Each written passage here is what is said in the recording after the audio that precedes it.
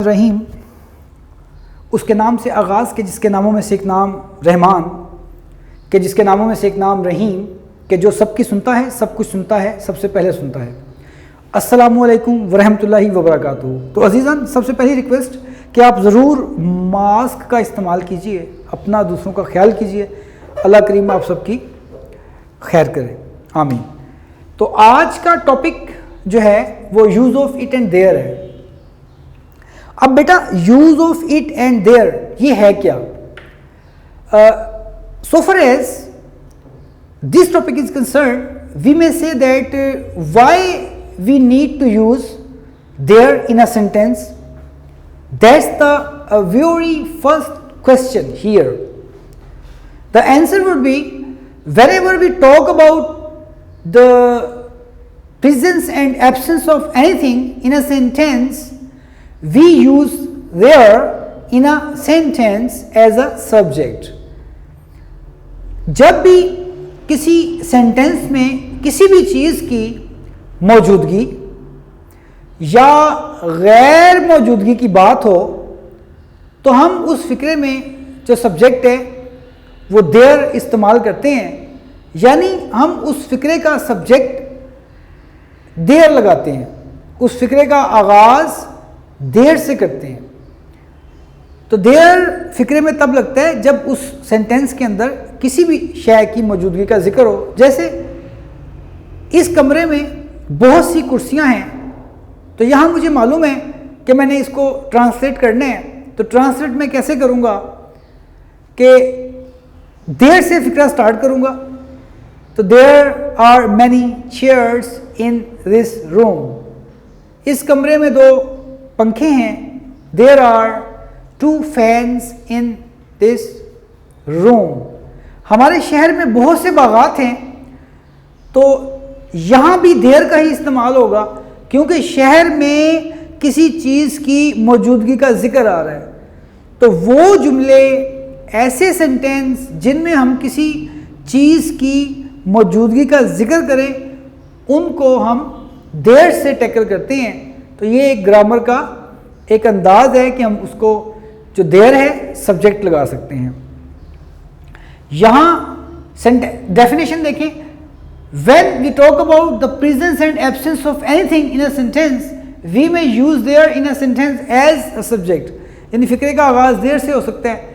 यहाँ सेंटेंस लिखा हुआ है, there is a book on the table. There is a book on the table. मेज पर एक किताब है। अब देयर इसलिए आया कि मेज पर एक किताब है, कोई चीज मौजूद है। इसी तरह इसको निगेशन करना हो, तो निगेशन करने के लिए आप हेल्पिंग वर्ब के बाद नोट लगा दें, there is not a book on the table. Interrogation करना हो तो हेल्पिंग वर्ब को आप सब्जेक्ट से पहले ले आए, रिप्लेस कर दें सब्जेक्ट के साथ, is there a book on the table. इसी तरह इंटरोगेशन और निगेशन करनी हो तो आप फिर क्या करें, is there not a book on the table. इस तरह से सेंटेंस बनेगा। सेकंड सेंटेंस यहाँ लिखा हुआ है, there are candidates in the hall. Hall में उम्मीदवार हैं। अगर हम इसको निगेशन करना चाहें तो निगेशन में हमें एक कानून पता है कि किसी भी फिक्रे को नेगेटिव करने के लिए, किसी भी सेंटेंस की निगेशन करने के लिए, उस फिक्रे में मौजूद, उस सेंटेंस में मौजूद जो हेल्पिंग वर्ब होगा उसके बाद आप नोट लगा देंगे। तो there are candidates in the hall, तो there are not candidates in the hall. Are there candidates in the hall, interrogation हो गई।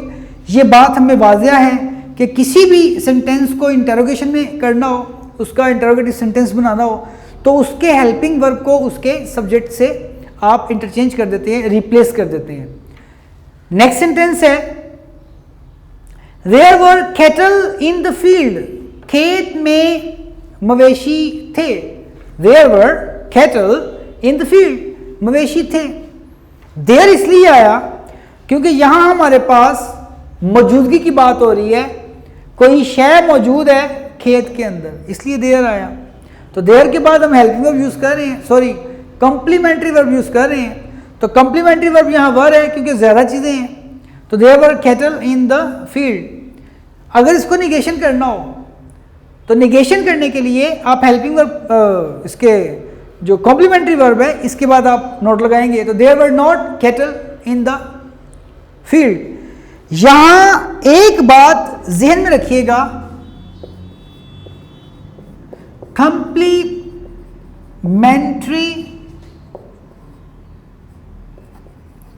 वर्ब, ये वर्ड हम यूज कर रहे हैं, ये है क्या, हम समझते हैं कि अगर मैं ये कहता हूं there were cattle in the field, तो ये वर्ड जो है हेल्पिंग वर्ब है। ये हेल्पिंग वर्ब उस सूरत में होता कि वर्ब के बाद या वॉज के बाद या इज एम आर के बाद मेन वर्ब आ जाता।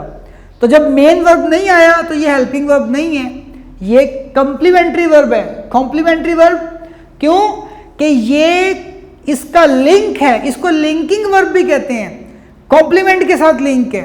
फिक्रे को जो मुकम्मल कर रहा है वो कॉम्प्लीमेंट है, कॉम्प्लीमेंट उसे कहते हैं जो फिक्रे को मुकम्मल करता है, जो सेंटेंस को मुकम्मल करता है।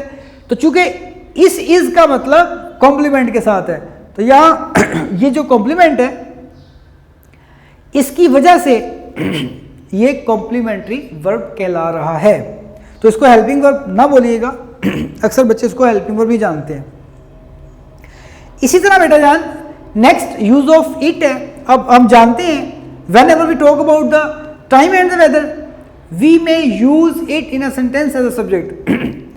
अगर किसी सेंटेंस के अंदर वक्त की या मौसम की बात आ रही हो तो फिर हम उस सेंटेंस में it as a subject use करते हैं। जैसे इट इज मॉर्निंग, ये सुबह का वक्त है, इट इज नून, ये दोपहर का वक्त है, इट इज आफ्टरनून, ये दोपहर का वक्त है, इट इज इवनिंग, ये शाम का वक्त है, इट इज सनसेट, ये गुरूब आफ्ताब का वक्त है, इट इज नाइट फॉल, ये रात के आगाज का वक्त है, इट इज नाइट, ये रात का वक्त है, इट इज डार्क नाइट, रात तारीक है, इट इज हाफ नाइट, गुप अंधेरा है, इट इज डाउन, ये सहरी का वक्त है, it is break the fast, ये अफ्तारी का वक्त है, इट इज सनराइज, ये तो आफ्ताब का वक्त है। तो इस तरह हम इट का इस्तेमाल करते हैं। तो अजीज़ान आप ये बात ज़रूर याद रखिएगा कि इट को वक्त और मौसम के तहत इस्तेमाल करते हैं। तो वक्त की बात तो हमने आपके सामने की, और एक हम घड़ी के मुताबिक भी चलते हैं कि 10 बजने में 5 मिनट हैं, तो हम कहते हैं इट इज़ 5 to 10। और अगर हमने कहना हो 10:05 हो गए हैं तो हम कहेंगे इट इज़ 5 past 10। यानी अगर गुजरा हुआ वक्त बताना है आपने तो फास्ट इस्तेमाल करेंगे FAST, और अगर बजने में है तो टू इस्तेमाल करेंगे। जैसे इट इज़ 5 to 7, 7 बजने में 5 मिनट है, ये टू इस्तेमाल हो रहा है क्योंकि ये बजने में बात हो रही है।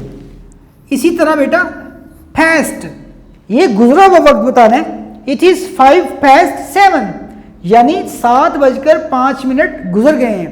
तो ये आज का टॉपिक है।